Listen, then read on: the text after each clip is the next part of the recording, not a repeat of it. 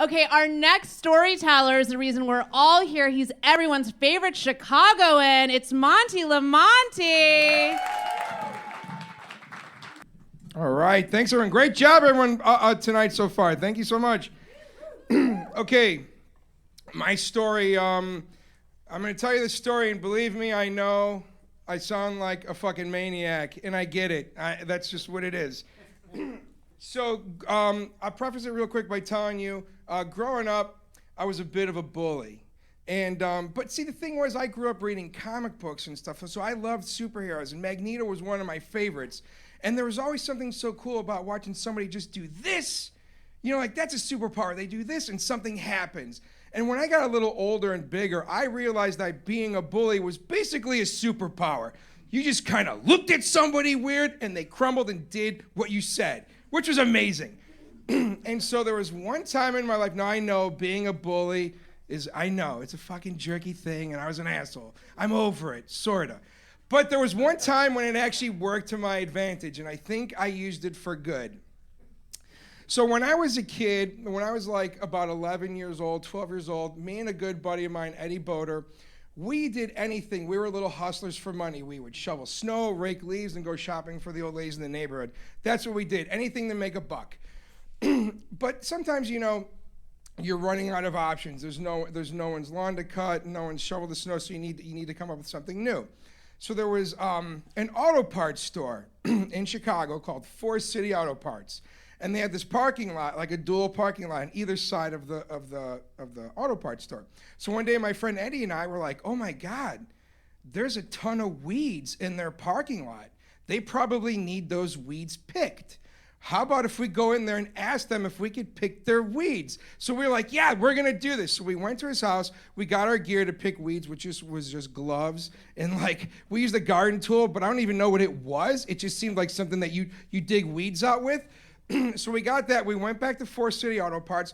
We're walking in, and this is like in the 80s because I'm 45. So we're walking in, and we see this dude who, like, I was like, that's the guy. And he had like long hair, he had a hat on, he had an AC/DC t-shirt on, and I'm a metalhead. I've been a metalhead my whole life, so I was like, oh my God, that's the guy. We'll go right to him. And then on his name tag, it says Spike. So I'm like, oh my God, my metal brother. We're going to this guy. So Eddie and I walk up to him. We're little kids, and we're like, hey, how you doing? My name's Monty. This is my buddy Eddie. And I was wondering if we can just pick your weeds out in the lot. And all we want is $3.50 an hour, because that was minimum wage at the time.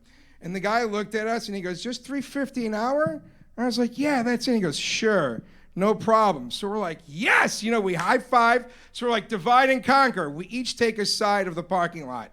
We go out there, we start picking weeds. And we're like, when we're done, we'll meet back in front, and we'll get together, and we'll go in and get our money.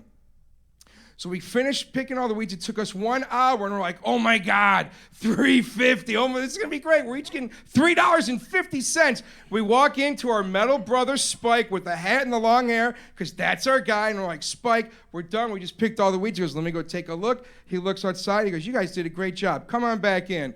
We go back in. He opens up the cash register. He goes, 1, 2, 3. And then he takes 2 quarters, 50 cents. And we go, okay, that's good. But there's 2 of us, $3.50 a piece. He goes, no. I just agreed to $3.50. And I was like, you motherfucker. But we're kids, and we're like, you got to be kidding me. So he looked big and like grown up, and we're like, God damn it. So we left. 12 years old, defeated. We were so upset.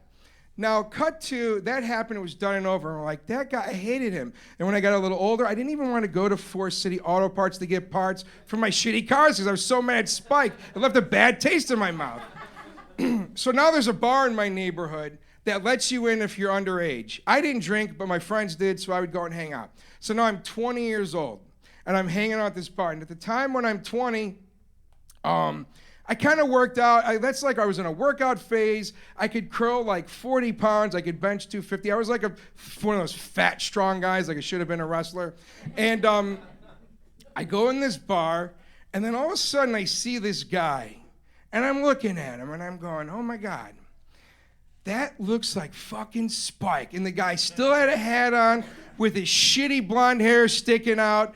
And I'm like, that's my metal brother. But now I'm older and bigger, and I'm like, he's not even that big like I thought he was. He's like 5'5". He's like 130 pounds. And I'm like, you got to be kidding me. So I walk up to him, and I do the old, the old psych move. I go, oh, my God, what's up? I go, Spike from Forest City Auto Parts? And he starts to get this big smile. He goes, yeah. And I go, yeah, motherfucker, you robbed me of $3.50 when I was a kid. And he got this dumb look on his face. I go, man, don't try to act like it's not you. And I poked him in the chest with my 2 fingers, because that's what bullies do. And then he's just like, oh, and he's stunned. I go, yeah. You think you don't remember me? I remember you. Remembering me is not important. And then he was like kind of nervous. And I was like, so the way I see it right now is you owe me $3.50. And then he's like, oh, God. And then I said, pull out your wallet. And he was like, he looked at me like, are you serious? I go, pull out your fucking wallet. And he pulls out his wallet, and he opens up, and he starts fumbling through it. And he had a single and a few fives. I go, give me the 5. And he was just like, oh, God. And he's nervous, he's shaking, he's like this, and I snatch the 5 out of his hand, I go, Spike, motherfucker, and then just as they say it, I go, oh my God, I just robbed somebody in a bar that I'm not even supposed to be in. And I'm like, motherfucker, I don't give change. And I turned and walked out. I'm like, I'm cool. And as I'm walking, I was like, I just robbed somebody, I'm out of here. I didn't even say goodbye to my friends. I just pushed on out, walked out the front door, and went home. $1.50 richer, and I got my money back. Being a bully saved that day for me. Thank you.